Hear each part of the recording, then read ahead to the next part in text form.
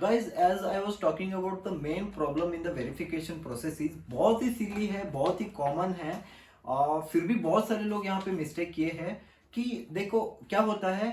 हम सब सोचते हैं कि वेबसाइट में दिए हैं और कॉपी रखे हैं तो वो सब उसका एक ओरिजिनल कॉपी रखूंगा और उसका एक जेरोक्स कॉपी लूंगा और उसको अटेस्टेड करूंगा और लेके जाऊंगा और मेरा वेरिफिकेशन हो जाएगा। गाइस ऐसा नहीं है, मैं भी खुद ऐसे ही जाके गया था। उसके वजह से उस मिस्टेक्स की वजह से मुझे बहुत सारा प्रॉब्लम फेस करना पड़ा और मुझे वापस से आके बहुत सारे जो पेंडिंग्स थे उसको सब कवर अप करके जाना पड़ा। यहाँ पे मैं आपको बताऊंगा कि प्रॉब्लम कहाँ पे आएगा, मतलब एक्चुअल में प्रॉब्लम कहाँ पे शुरू होता है। प्रॉब्लम शुरू होता है यहाँ पे जो है हमारा फाइनल एप्लीकेशन फॉर्म का जो कॉपी है यहाँ पे। मतलब प्रॉब्लम कैसे शुरू होता है आप पूछोगे, मैं बताता हूँ आपको। प्रॉब्लम शुरू होता है स्पेलिंग मिस्टेक्स पे। देखो क्या रहता है कि 10th और 12th में जो हमारा स्पेलिंग्स रहते हैं वो अलग रहता है और यहाँ पे अलग। ऐसे अलग अलग नाम अलग अलग ये दिया जाएगा तो वो बहुत ही मतलब प्रॉब्लम करेगा, उनको अपडेट भी करना पड़ेगा और बहुत टाइम कंज्यूमिंग रहेगा। उसके बाद नेक्स्ट आता है, मैं जब जहाँ पे मैं वेरिफिकेशन सेंटर में गया था वहाँ पे बहुत सारे लोगों का यही प्रॉब्लम था कि क्लॉज, देखो यहाँ पे एलिजिबिलिटी क्लॉज कोड करके रहता है ना, यहाँ पे बहुत सारे लोग स्ट्रक हुए थे और गलती से उन्होंने क्लॉज, उनका क्लॉज अलग है और डाले हैं कुछ अलग। बाद में आके हमारे ये नहीं है चेंज करो, ये सब होता है और उसको बहुत ही टाइम कंज्यूमिंग रहता है। ये सब चीजें पहले ही देखना चाहिए था आपको, बट नो इश्यूज। एक बार आप खुद चेक कर लो कहाँ पे प्रॉब्लम्स है और उसको कैसे फेस करना है, आपको रेडी करके ही जाना है। नेक्स्ट प्रॉब्लम आता है रिजर्वेशन कैटेगरी। ये बहुत ही इंपॉर्टेंट है दोस्तों। मैं जहां जिस सेंटर में गया था वहां पे 50 to 60% लोग ये गलती करके बैठे थे। वो था कि रिजर्वेशन कैटेगरी, मेरा तो फिलहाल थर्ड भी है, बहुत सारे लोगों का जनरल मेरिट डाले हैं, हालांकि उनका अलग ही है। मतलब ये बहुत सारे लोग ये गलती किए हैं कि उनका कैटेगरी अलग है और उन वो कैटेगरी डाले हैं कुछ अलग ही। वेरिफिकेशन टाइप के क्या होता है वो मिसमैच करके आता है, तभी क्या होता है आपको बहुत सारे प्रॉब्लम्स आ जाते हैं कि यहाँ पे तो ये है और आपका एक्चुअल में वो है, आप गलत कैसे डाले करके। तो आप क्या करो, पहले ही चेक करके जाओ। अगर ऐसे है तो डायरेक्टली आपको उनको बोलो कि ऐसे ऐसे प्रॉब्लम है और इसको चेंज करना है। नो इश्यूज, वो करेंगे बट थोड़ा टाइम कंज्यूमिंग रहेगा। बट आप ट्राई कर लो कि आप पहले ही इसको सब रेडी हो। और नेक्स्ट आता है कास्ट सर्टिफिकेट आईडी नंबर। और जैसे कि मैंने एक लाइव एग्जांपल देखा था आईडी नंबर का। वो लोग क्लेम कर रहे थे कि SC ST का, बट एप्लीकेशन डालते टाइम उन्होंने एक आईडी नंबर ही डाला नहीं था जो कास्ट सर्टिफिकेट में रहता है। वो डालना बहुत ही जरूरी है। If you are claiming for a special category like SC and ST, आपको रिजर्वेशन मिलने के बहुत सारे चांसेस रहते हैं। उस टाइम पे आपको आईडी का आईडी नंबर जो है, करेक्ट आईडी नंबर और कास्ट का मेंशन करना बहुत ही जरूरी था, अभी भी जरूरी है।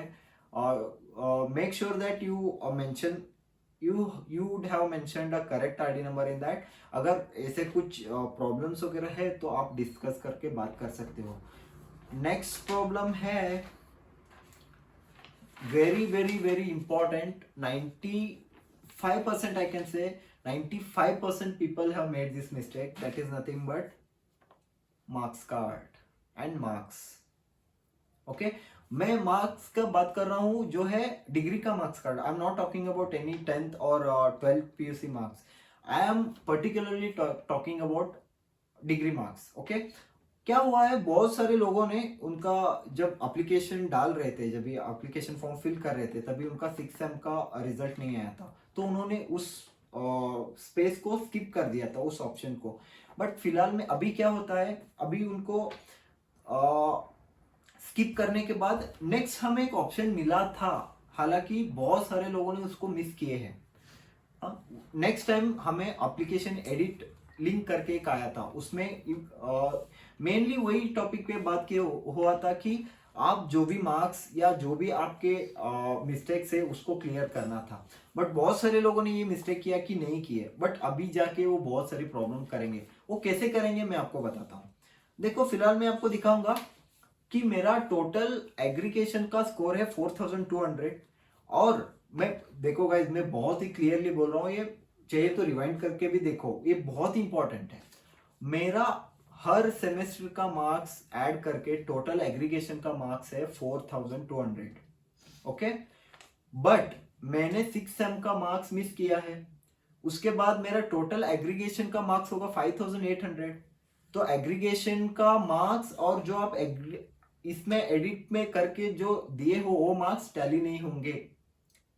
और एक बार क्लियरली बताता हूं, मेरे पास 6 सेम के मार्क्स कार्ड है, 6 सेम का मार्क्स कार्ड का मार्क्स टोटल मार्क्स में ऐड करूंगा तो 4200 आएगा। उसमें ऑब्टेन्ड मार्क्स करूंगा तो मेरा एग्रीगेशन आएगा समथिंग अराउंड, समझो कि मेरा 3000 तक आया, तो मेरा एग्रीगेशन आया कि 70% तक एग्रीगेशन आता है।